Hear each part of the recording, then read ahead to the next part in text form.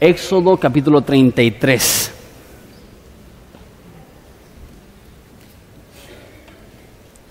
Y en lo que llegan ahí, oro y les explico cómo va a ser la dinámica de esta serie. Oramos. Jesús, te damos tantas gracias por el honor, el privilegio, la dicha de conocerte, de que aunque tú creaste todo el universo y tú sostienes todo el universo, tú nos conoces por nombre, nos adoptas como individuos y nos amas personalmente y nos conoces exclusivamente, y eso nos vuela la cabeza, Jesús, porque no lo merecemos. Tú nos has tratado con un honor y un valor que jamás imaginábamos que era alcanzable. Y Jesús, te pido en ese tiempo que aprendamos lo que significa tu gloria y cómo unirnos al orden universal de glorificarte por sobre todas las cosas. Jesús, te amamos, eres precioso, te necesitamos y te damos gracias. Y es en tu nombre precioso que pedimos esto. Amén. Bien, Éxodo 33. Vamos a estar estudiando el libro de Éxodo, capítulo 33 y 34, las próximas 5 semanas. Entonces te invito a que lo estés leyendo, a que lo estés meditando. Y el título de la serie viene del versículo 18 del capítulo 33. Si quieres, léelo conmigo, que dice así. Entonces dijo, eso es Moisés, a Dios: te ruego que me muestres tu gloria. Entonces el título de esta serie es Muéstrame tu gloria.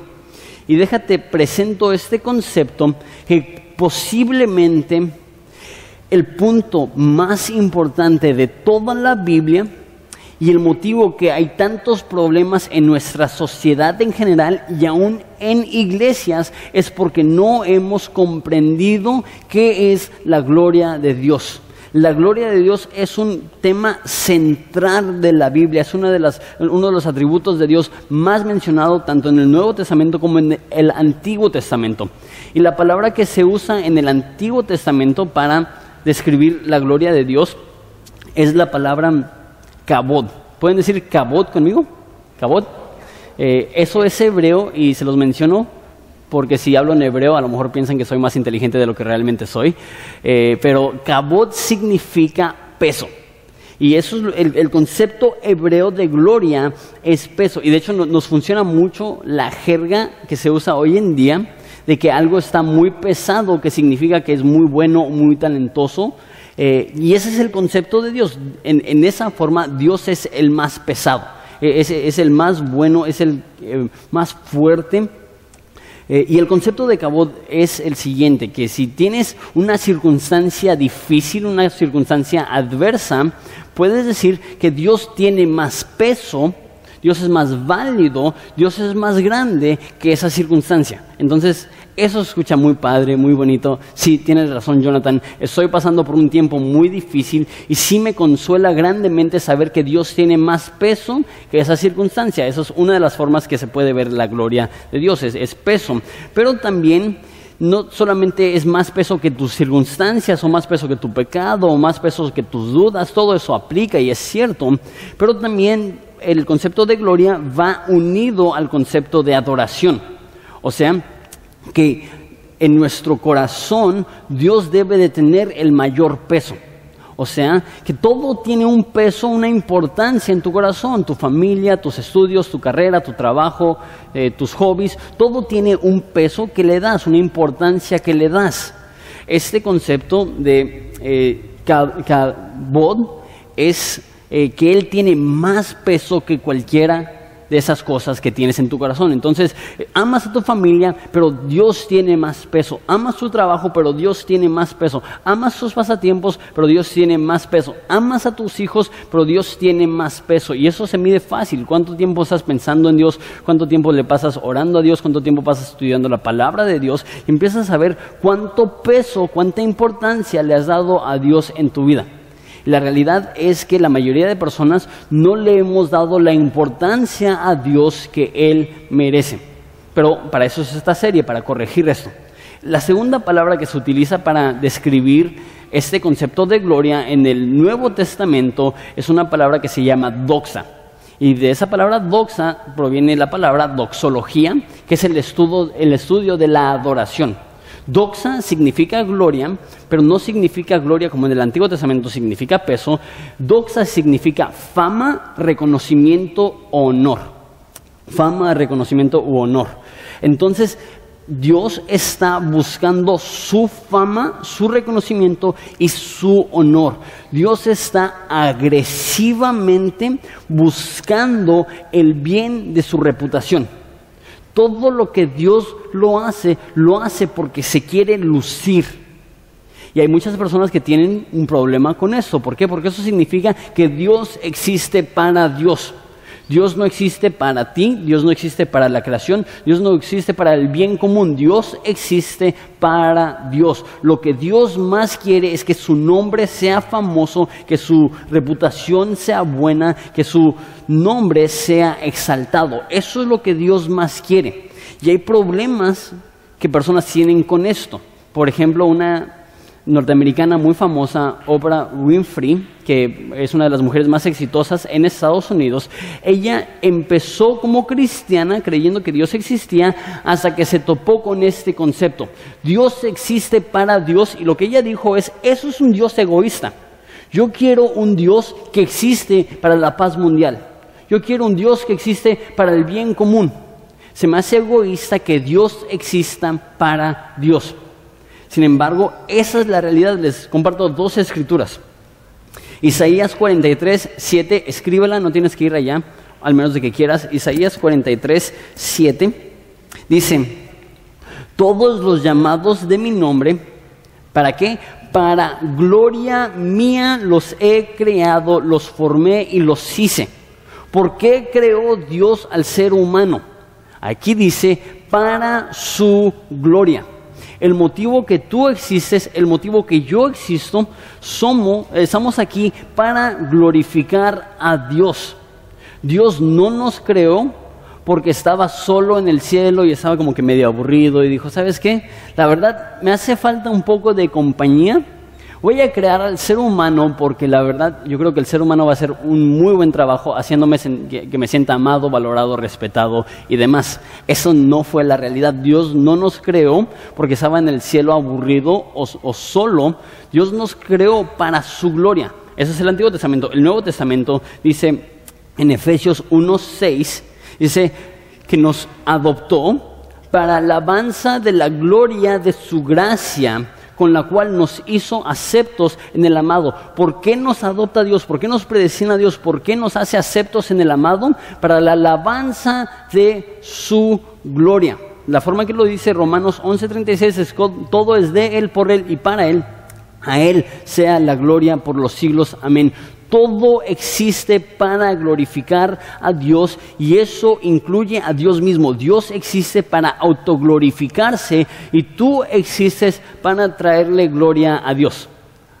Ahora, hay personas que ven este concepto y dicen, wow, qué bonito. Yo existo para glorificar a Dios.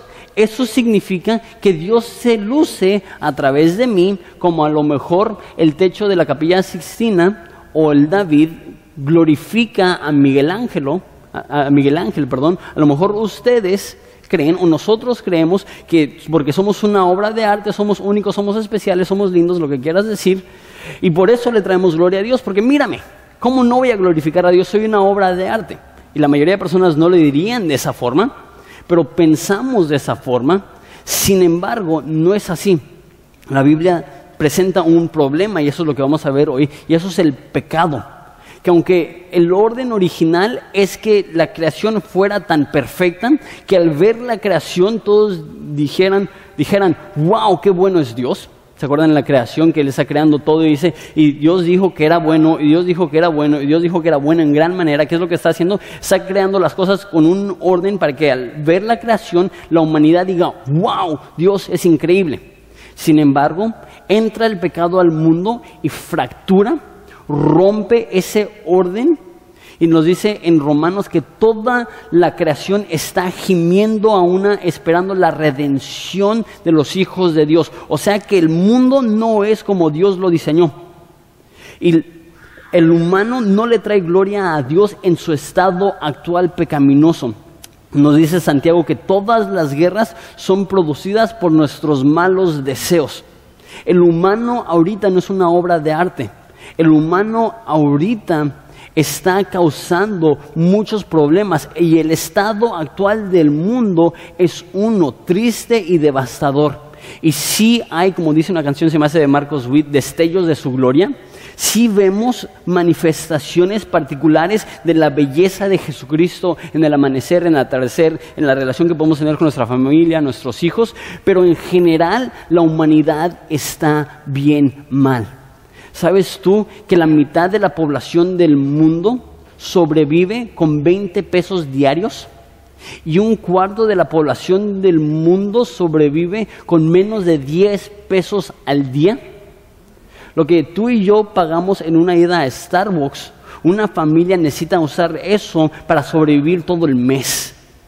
Y hay suficientes recursos en el mundo para que todos coman bien, para que todos estén satisfechos, para que no haya ningún problema. Pero ¿qué es lo que sucede? El hombre es egoísta, el hombre es malo.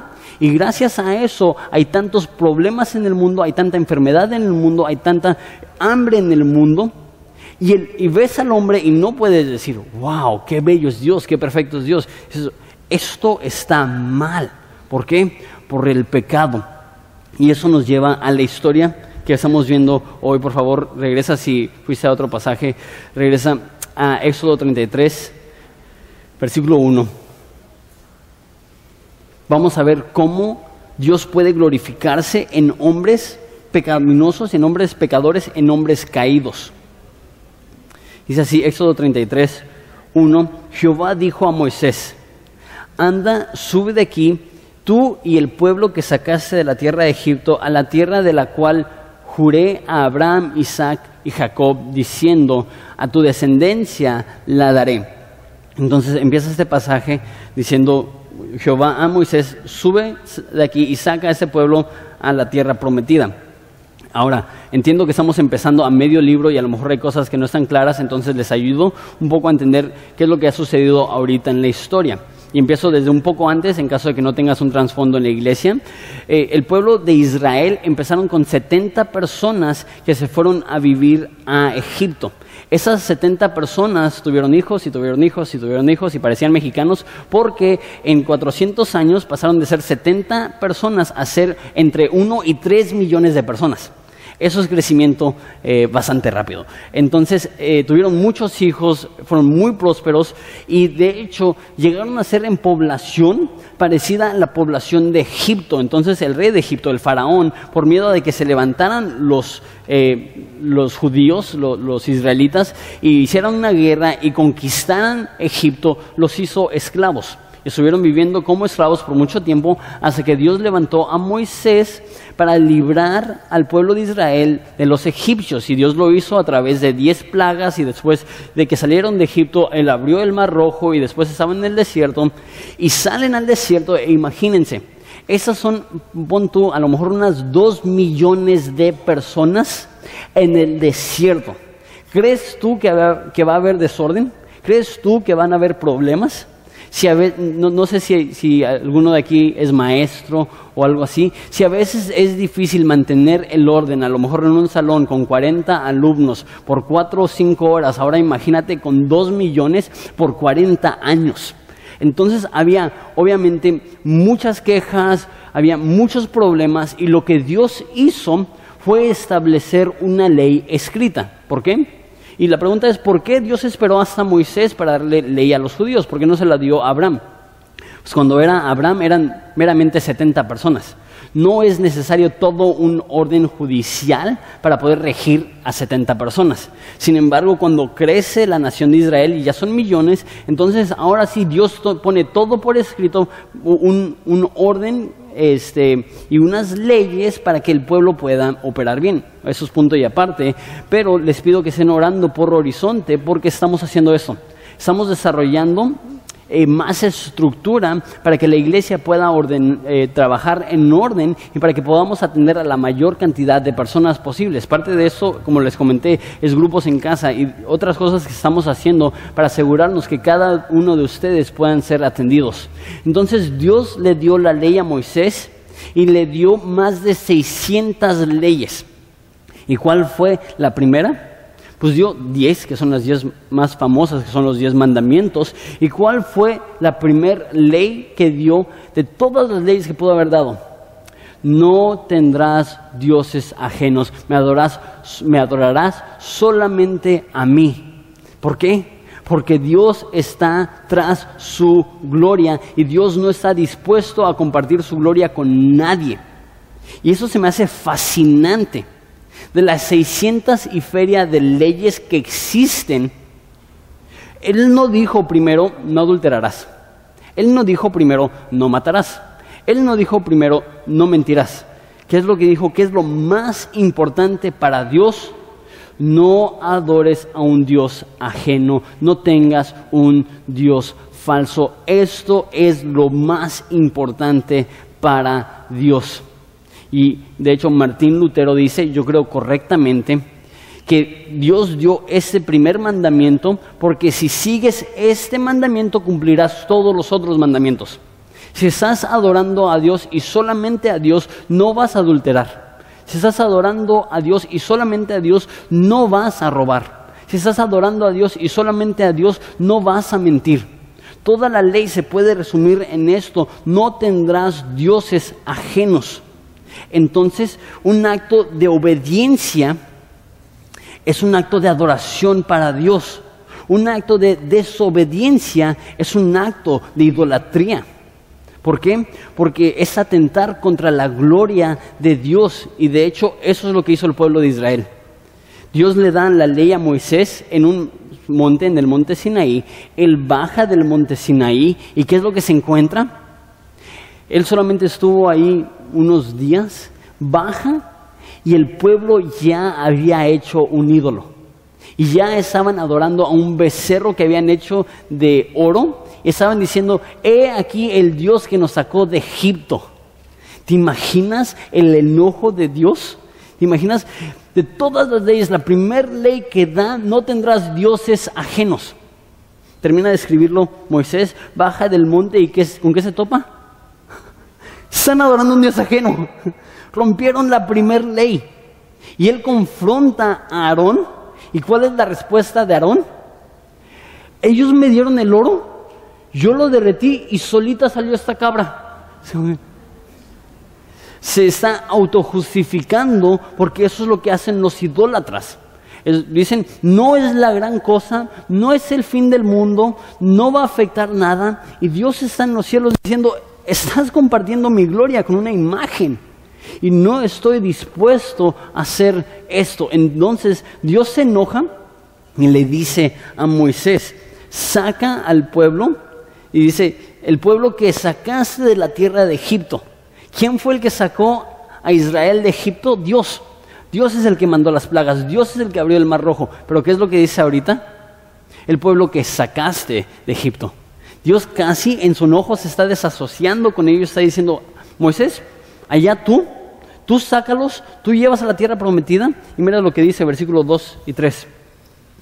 Y yo enviaré delante de ti el ángel y echaré fuera al cananeo, al amorreo, al eteo, al fereceo, al heveo, al jebuseo, a un chorro de eos, a la tierra que fluye leche y miel. Pero yo no subiré en medio de ti, porque eres pueblo de dura cerviz, no sea que te consuma en el camino. Esto es lo que produce el pecado. Dios les dice, vayan solos, no los voy a acompañar. ¿Por qué? Porque si los acompaño, los consumiré. Mi santidad los destruirá. La Biblia dice, probablemente el versículo más famoso en cuanto a el pecado, dice que todos hemos pecado y hemos sido destituidos de la, ¿saben? De la gloria de Dios.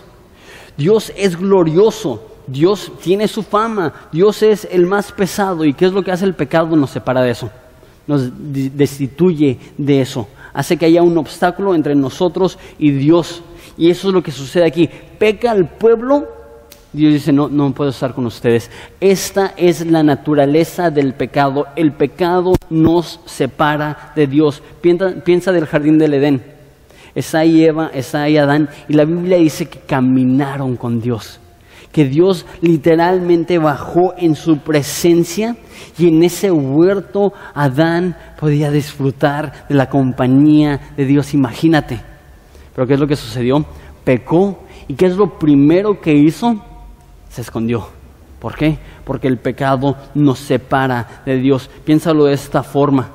En la Trinidad, Dios Padre, Dios Hijo, Dios Espíritu, siempre ha habido comunidad. Dice en 1 de Juan que esos tres son uno. Y esos tres que son uno, cuando Jesús estaba en la cruz, el Padre tuvo que dejar de verlo, se separó momentáneamente de él. ¿Por qué? Porque Jesús en la cruz portó nuestro pecado y nuestro pecado le separó del Padre. Aún Jesús mismo, cuando tomó forma de siervo y absorbió nuestro pecado, sufrió esa separación con el Padre. Nuestro pecado nos separa de Dios, y he aquí el gran problema para Israel.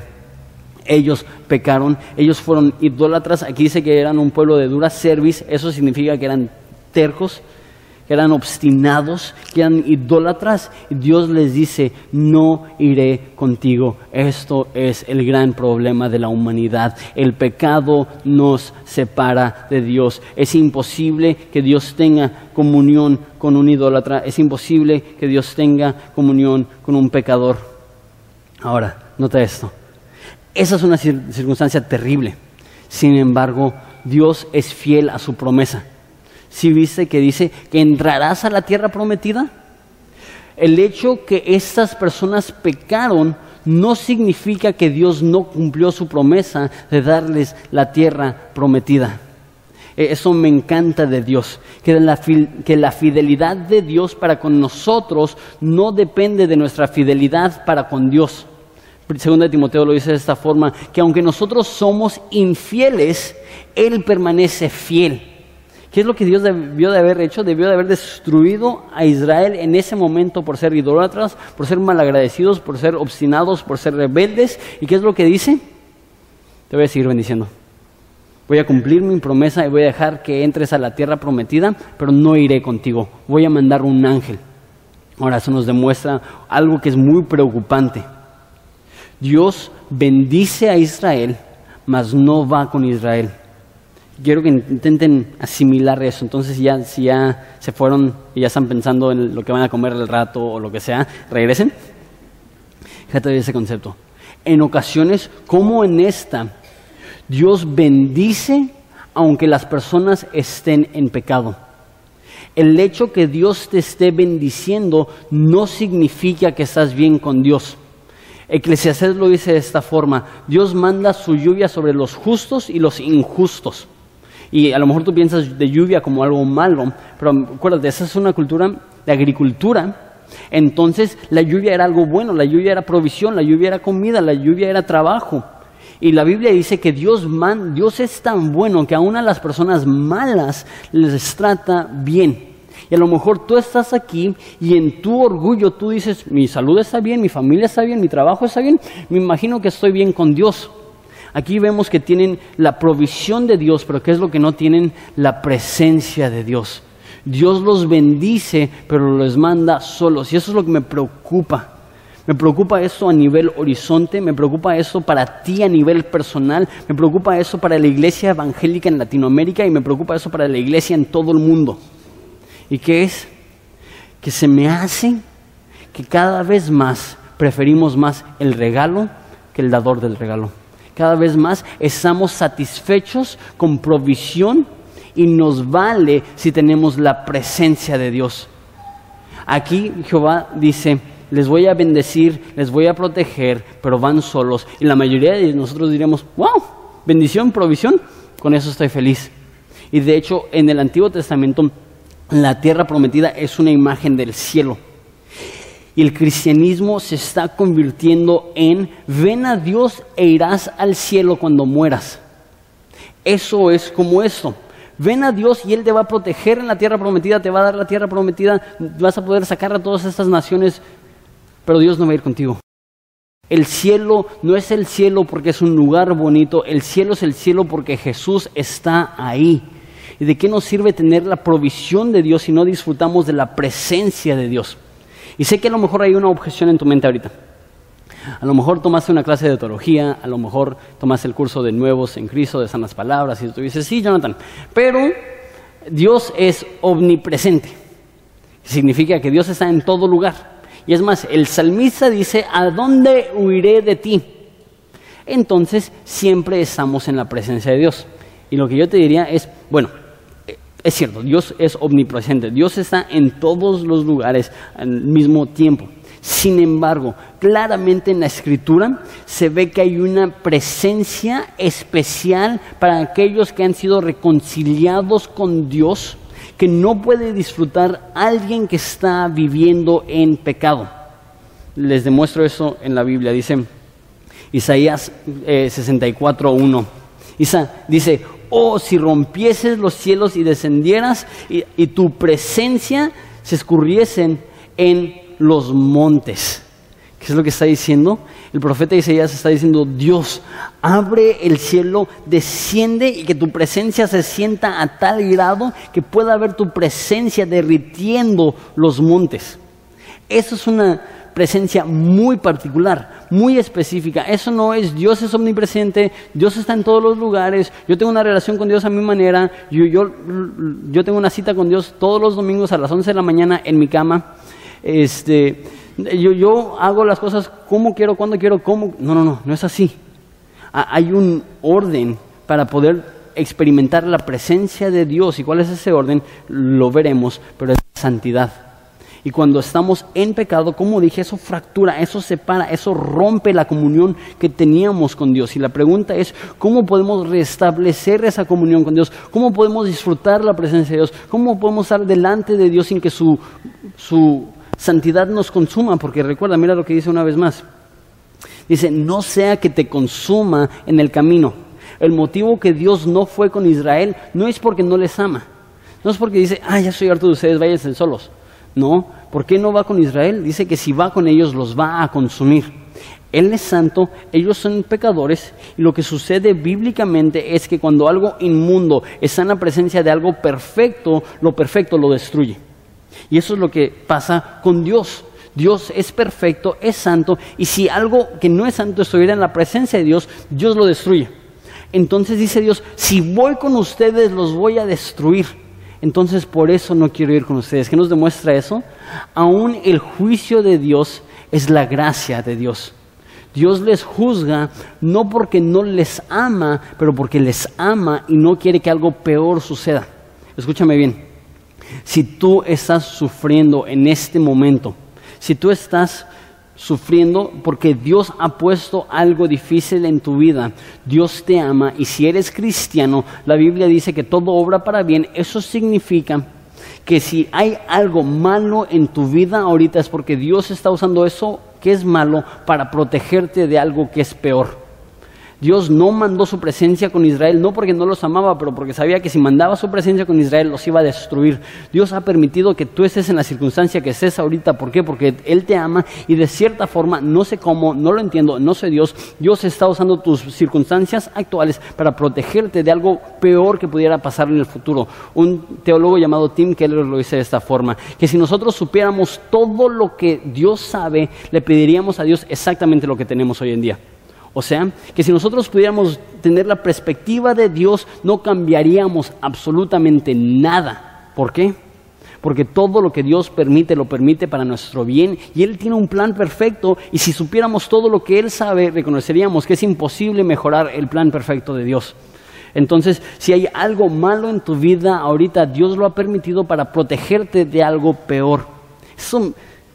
Dios está tratando con idólatras, Dios está tratando con gente rebelde, con gente malagradecida, con gente despiadada, con gente que a pocos meses de salir de la tierra prometida ya están adorando a dioses ajenos. ¿Y qué es lo que les dice?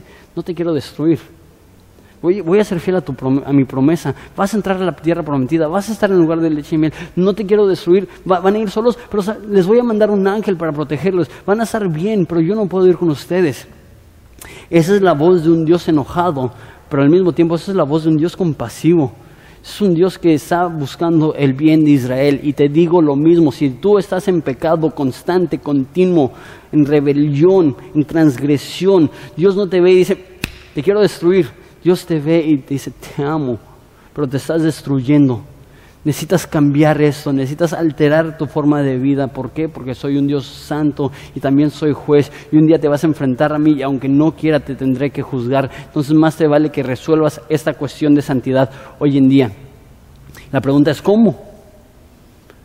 Ahorita llegamos a eso, pero antes de eso vemos el versículo 4. Dice, y oyendo el pueblo esta mala noticia, vistieron luto y ninguno se puso sus atavíos. Porque Jehová había dicho a Moisés, di a los hijos de Israel, vosotros sois pueblo de dura cerviz, en un momento subiré en medio de ti y te consumiré, quítate pues ahora tus atavíos, para que yo sepa lo que ha de hacer. Básicamente, si no se arrepienten, mi santidad los va a consumir. Entonces los hijos de Israel se despojaron de sus atavíos desde el monte Horeb. ¿Qué es lo que pasa? Escucha esta noticia al pueblo de Israel, que Dios les dice, ustedes han pecado contra mí, voy a ser fiel a mi palabra, entrarán a la tierra prometida, pero van a entrar solos. ¿Y cuál es su respuesta? Se visten de luto. Dice que se despojen de sus atavíos, de su ropa. Eso no significa que estaban desnudos, aunque en ocasiones la gente estaba de luto de una forma desnuda, nada más para demostrar su vergüenza, que lo mal que se sentían. Pero generalmente, típicamente, la forma que se ponía de luto un judío es que se quitaba su ropa, se ponía cenizas para secar su piel, se rapaba la cabeza y se ponía cenizas en su cabeza, y lo que hacía eso es que secaba su piel y se ponía un saco, como un costal de esos de café o de papa que es muy rígido, para que esa tela estuviera tallando su piel seca y fuera una incomodidad, una comezón constante. Y se ponían en el piso y empezaban a gritar. Los judíos hasta la fecha son muy expresivos. Entonces ahora imagínate, 2 millones de judíos se visten de luto, están en la calle, están gritando, están llorando. ¿Por qué? Porque reconocen que han ofendido a Dios. No creo que hemos entendido la santidad de Dios realmente hasta que nos pega así. Hasta que nos damos cuenta que no solamente hemos roto una ley de Dios, rompimos el corazón de Dios, y eso debe de producir en nosotros una reacción parecida. No creo que debemos ser chilletas, no creo que debemos de llorar por lo que sea, pero cuando un hombre se enfrenta con la santidad de Dios y ve su propio pecado, es justo que llore. Y muchos de ustedes, particularmente hombres, se han hecho el fuerte cuando deberían de hacerse el débil, porque la Biblia dice que el que se humilla ante la poderosa mano de Dios, Él los exaltará. Es justo que lo que tú has hecho, la forma que tú has ofendido a Dios, produzca en tu corazón lágrimas de arrepentimiento. Y eso es lo que hizo este pueblo. Todos juntos, 2 millones de personas llorando, lamentando el pecado que habían hecho. Mi oración es que nosotros también tengamos algo parecido que suceda en nuestro corazón. La Biblia dice que no contristáis el Espíritu Santo. Aún como cristianos podemos hacer que el Espíritu Santo esté triste a través de nuestro pecado, y debemos de reaccionar con algo parecido. Versículo 7, y aquí vamos a ver la solución. Eso está increíble. Y Moisés tomó el tabernáculo. Ahora, si tú eres alguien que conoce la Biblia, tú dices, ok, el tabernáculo, he escuchado de eso. Ahí es donde antes del templo, antes de tener un templo fijo, tenían un tabernáculo que era como una tienda de campaña grande, lujosa, que cuando viajaba el pueblo de Israel lo llevaban al lugar de lugar. Ese no es el tabernáculo que conoces como el precursor del templo. Cuando ves tabernáculo, puede ser que se refiera a eso, pero tabernáculo simplemente es tienda de campaña. Esto es antes de que se construyó el tabernáculo. Esto simplemente es la tienda de campaña de Moisés. Entonces Moisés tomó el tabernáculo, que probablemente era donde él vivía, lo levantó lejos, fuera del campamento, y lo llamó el tabernáculo de reunión, y cualquiera que buscaba a Jehová salía al tabernáculo de reunión que estaba fuera del campamento. Entonces Moisés saca una tienda de campaña, la pone afuera del templo, fuera del campamento, la llama el tabernáculo de reunión. Nota esto, tienes que ver esta imagen. Y sucedía que cuando salía Moisés al tabernáculo, todo el pueblo se levantaba Y cada cual estaba en pie a la puerta de su tienda y miraban en pos de Moisés hasta que él entraba al tabernáculo. Entonces 2 millones de hombres en luto llorando, de repente van a Moisés, sale de su tienda de campaña, la dobla, me lo imagino que pone su tienda de campaña bajo su brazo y empieza a caminar. Y la gente que está llorando, los veo que se limpian las lágrimas, abren los ojos y ahí está Moisés.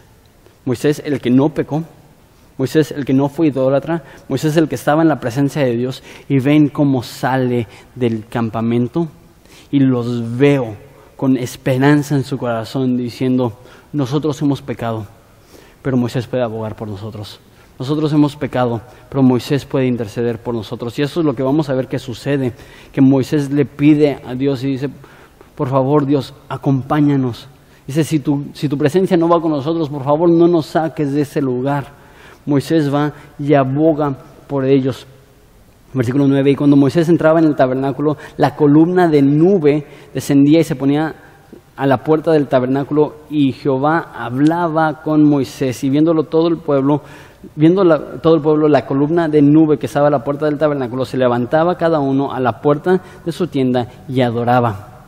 Entonces llega Moisés, pone su tienda de campaña y dice que desciende una nube sobre esa tienda de campaña. En Éxodo, Dios estaba físicamente, actualmente, en una nube, esa era su presencia durante el día, y de noche era una columna de fuego.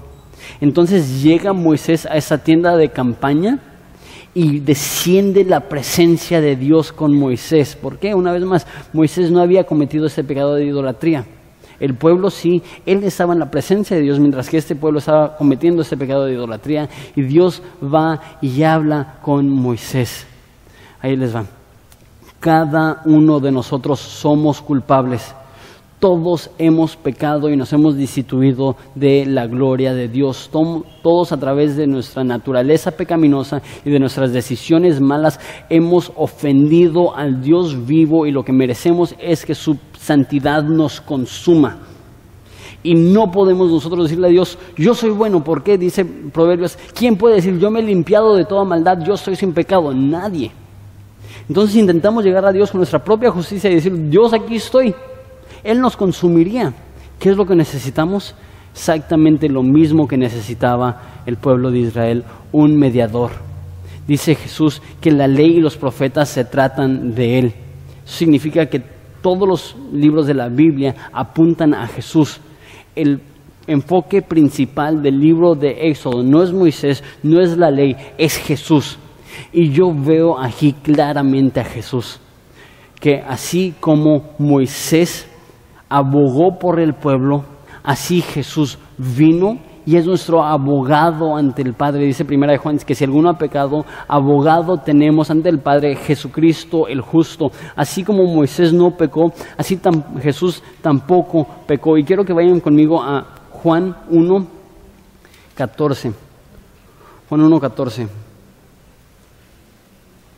Dice, y aquel verbo, hablando de Jesús, fue hecho carne y habitó entre nosotros, y vimos su gloria, gloria como del unigénito del Padre, lleno de gracia y verdad. Eso significa, el verbo está hablando de Jesús, fue hecho carne, encarnó y se habitó entre nosotros. ¿A que no adivinan qué significa esa palabra habitó? Esa palabra habitó en el original es tabernáculo. Vino el verbo, se hizo carne y puso su tienda de campaña con nosotros. Moisés, por el pecado del pueblo, se tuvo que separar del pueblo, salir del campamento, poner su tienda de campaña, y ahí lo vio Dios. Pero Jesús fue diferente, porque Jesús era Dios. Jesús entró al pueblo, entró al mundo, puso su tienda de campaña, puso su tabernáculo, y Jesús es Dios hecho carne. ¿Y qué es lo que dice? Manifestó su gloria. Nuestro pecado nos separa de la gloria de Dios. Entonces Jesús vino en una misión para rescatarnos y restaurar aquella relación que se había destruido. El pueblo de Dios pecó contra Dios y Moisés abogó. El universo ha cometido una traición cósmica contra el Padre, y Jesús dijo, yo iré, yo seré el abogado. ¿Cómo lo voy a hacer? Entraré al pueblo, iré en carne y hueso, viviré la vida perfecta, no pecaré, moriré en la cruz, la muerte que ellos merecen, resucitaré para demostrarles que hay nueva vida en mí. Y vemos aquí la solución para nuestra falta de santidad. ¿Y qué es eso? Que Jesús vino a ofrecernos esa santidad. Quítate la tonta idea que tú puedes llegar a Dios en base a tus propios méritos. Si tú llegas a Dios en base a tus propios méritos, la Biblia dice que es llegar como trapos sucios. No quiero ser grosero, no quiero ser vulgar, pero literalmente el término hebreo de trapos sucios está hablando de una toalla menstrual de una mujer después de ser usada. Por eso trapos de inmundicia es el concepto que está dando ahí. Entonces estamos llegando ante Dios diciendo, aquí está mi justicia. Dios eso dice, apártate de mí que no te conozco. Pero cuando llegamos a Cristo y Él nos da acceso al Padre, de repente el Padre ya nos ve a través del lente de Jesucristo. Termino con esta imagen. Muchos años antes de esto estaba Isaac. Isaac hizo lo que ningún padre debería de hacer, y eso es que tenía 2 hijos y tenía uno favorito. Su favorito era Esaú. Esaú era un hombre fuerte, era un hombre de guerra, era un hombre de cacería. Y había su hermano, que era Jacob, y Jacob era todo lo contrario. Él vivía en casa, él tejía, él estaba muy en contacto con su lado femenino, y era como que un contraste muy fuerte entre Esaú y Jacob. Y Isaac equivocadamente amó más a Esaú que a Jacob, y lo que tuvo que hacer Jacob, y todo eso estuvo mal, es que se vistió como su hermano, que era muy peludo, se puso pelos en su cuello, se puso pelos en su brazo, se puso el olor de la cacería de los animales, y fue ante el Padre, y el Padre dijo, tu voz es como la de Jacob, pero tus brazos y tu aliento es como el de Esaú, y lo bendijo. Y eso fue pecaminoso, pero de cierta forma es una imagen de lo que Dios haría con nosotros. Cuando nosotros llegamos cubiertos en el Hijo que Él ama, Él nos ve y dice, hablas como Jonathan, hablas como X, hablas como humano, pero estoy viendo, estoy oliendo, estoy sintiendo al Hijo que amo. Y a través del sacrificio de Jesucristo, Dios nos trata como el Hijo amado. Y ahora tenemos acceso a su gloria. Dice 2 Corintios que ahora que ha sido quitado el velo que teníamos en nuestros ojos y podemos ver claramente la gloria de Dios en el rostro de Jesucristo. ¿Quieres experimentar la presencia de Dios? ¿Quieres ver la gloria de Dios? Les reitero, esto es lo más importante. No hay nada más importante que tener comunión con Dios y disfrutar su presencia cada minuto de cada día. ¿Cuál es la única forma de estar bien con Jesús? ¿Cuál es la única forma de estar bien con Jesús? Que Él abogue. Que Él sea el que presenta su acta de decretos, que vence y nula el acta de decretos que nosotros habíamos puesto, que dice Colosenses que estaba en nuestra contra. Nosotros somos Israel. Nosotros somos idólatras. Nosotros hemos preferido ídolos por encima de Jesús. Véase ídolo de salud, véase ídolo de dinero, véase ídolo de familia, véase ídolo de hobby. ¿Quién sabe cuál es tu ídolo? Pero cada uno de nosotros tenemos esta disposición idólatra y hemos hecho lo mismo que el pueblo de Israel. Decimos, ese es el Dios que nos sacó de la esclavitud. Y Dios está en el cielo diciendo, eso me duele porque yo te saqué de la esclavitud y mi santidad te debería de consumir. Pero ya no te veo a ti, veo a mi Hijo que amo, porque tú estás vestido en el Hijo perfecto. Este es el cristianismo. Y ahora dice Hebreos que podemos entrar confiadamente al trono de gracia. ¿Por qué? Porque Cristo nos ha perdonado. Y ahora podemos tener acceso al Padre. ¿Por qué? Porque Jesús es bueno. Y ahora podemos tener comunión y restauración con el Padre. ¿Por qué? Porque Jesús sufrió la separación en la cruz que nosotros merecíamos. Y ahora podemos adorar a Dios. ¿Por qué? Porque Él es digno de toda adoración. Mira cómo termina la historia. Versículo 10. Viendo todo el pueblo la columna de nube que estaba en la puerta del tabernáculo, se levantaba cada uno a la puerta de su tienda y adoraba. Veían lo que estaba haciendo Moisés, se ponían a adorar. Una vez más, la gloria de Dios va vinculado con la adoración de Dios. Cuanto más precioso es Dios, más le vas a adorar. Mi oración es que esta sea la reacción que nosotros tenemos ante tal gracia que hemos percibido, ante tal gracia que hemos recibido, que nos pongamos de pie y adoremos a Dios. Ahora, hoy tenemos algo especial. No va a subir el grupo de alabanza a dirigirnos en adoración, sino que sus hijos nos van a dirigir en adoración. Entonces, lo que vamos a hacer es que yo voy a orar y van a pasar los niños para dirigirnos en adoración. Entonces, van a venir los niños. Oramos. Vamos a ponernos de pie.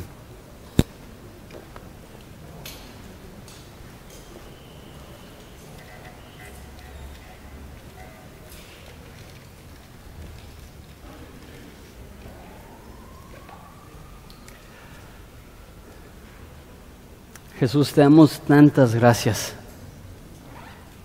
Qué bello, qué glorioso que tú viniste y moraste con nosotros y vimos tu gloria. Vemos la gloria del Padre manifestada en la vida del Hijo.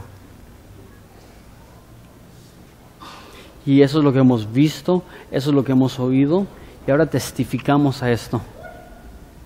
Que aunque antes estábamos muertos, ahora estamos vivos. Que aunque antes estábamos ciegos, ahora vemos. Y todo esto es posible a través, no de nuestra santidad, sino del increíble regalo que hemos recibido en Jesucristo. Jesús, ayúdanos a adorarte a ti por sobre todas las cosas y a reconocer tu gloria y reconocer que tú eres el único digno de honor. Te amamos, Jesucristo, eres tan bueno con nosotros, no lo merecemos. En el nombre de Jesús, amén. Bueno, espero que haya sido de bendición esta pequeña charla que tuvimos y la verdad es que en este mundo en el cual vivimos hay tantas distracciones, hay tantos problemas y mi esperanza es que puedas buscar a Jesús, que te puedas integrar a lo mejor a una iglesia, busca una iglesia que esté cerca de tu casa, cerca de tu hogar, donde enseñan la Biblia, donde aman a Jesús, donde te van a poder instruir. O bien, si no tienes iglesia, te invitamos a que nos visites aquí en Horizonte Ensenada. Estamos en Riverol y calle Octava. Nos reunimos todos los domingos a las 11 a.m. y a las 5 p.m. Y si eres de otra parte del estado, puedes ir a horizonteensenada.org y buscar en las iglesias y ahí encontrar una iglesia cerca de ti. Dios te bendiga, nos vemos el próximo día, al mismo horario.